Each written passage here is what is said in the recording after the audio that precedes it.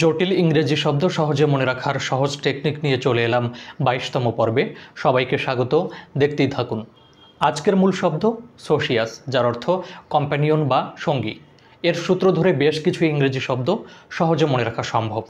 Associate, ad plus সোশিয়াস। Ad অর্থ to, সোশিয়াস অর্থ পার্টনার বা সঙ্গী, অর্থাৎ অ্যাসোসিয়েট অর্থ হলো to join with as a partner.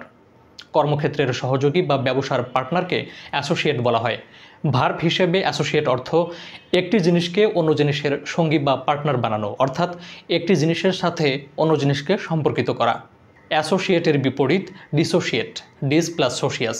Dish অর্থ আপার্ট, সোশিয়াস অর্থ কম্প্যানিয়ন, অর্থাৎ টু আনডু এ পার্টনারশিপ, অংশীদারিত্ব ভেঙে দেয়া বা বিচ্ছিন্ন করা। অ্যাসোসিয়েশন অর্থ সংঘ বা সংগঠন। শব্দটিতে সোশিয়াস অর্থ কম্প্যানিয়ন বা সঙ্গী, সঙ্গী বা বন্ধু বা সমমনা ব্যক্তিদের সমন্বয়েই একটি সংঘ বা সংগঠন তৈরি হয়, অর্থাৎ অ্যাসোসিয়েশন অর্থ সংঘ বা সংগঠন। সোশ্যাল অর্থ সামাজিক, যে ব্যক্তি সঙ্গী হিসেবে মানুষের সাথে মিশতে ভালোবাসে তাকে সোশ্যাল বা সামাজিক বলা হয়।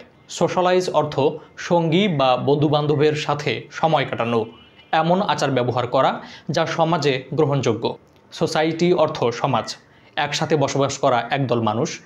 একটি সমাজে সবাই একে অন্যের পরিচিত, পরস্পরের মধ্যে থাকে বন্ধুত্ব বা পার্টনারশিপ।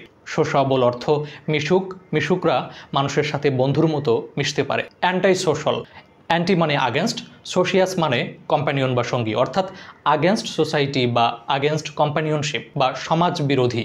অ্যান্টাই সোশ্যাল ব্যক্তি সমাজ ও মানুষের জন্য ক্ষতিকর। এ সোশ্যাল, এ প্লাস সোশিয়াস। এ একটি নেগেটিভ প্রিফিক্স এবং সোশিয়াস অর্থ কম্প্যানিয়ন বা সঙ্গী। পার্টনার বা সঙ্গী নিয়ে যার কোনো আগ্রহ নেই, কারো সাথে মেশে না, সমাজ সম্পর্কে একদম উদাসীন, এমন ব্যক্তি হচ্ছেন এ সোশ্যাল।